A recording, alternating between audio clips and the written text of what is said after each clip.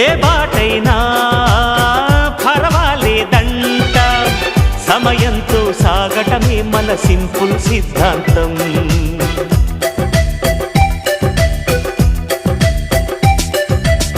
చిరుగాలికి పరిమళమిచ్చే సిరిమల్లెల వనమై ఉందాం, గగనాన్ని నేలను కలిపే హరివిల్లుల వంతెన అవుదాం. ఆనందం అంటే అర్థం మానవంతం, ప్రతి పూట పాటే సాగే హుషారు సరిగమలం. ఎన్నో ఎన్నో రాగాలుండే సంగీతం కాదా, చల్లటి నవ్వులకే విందా.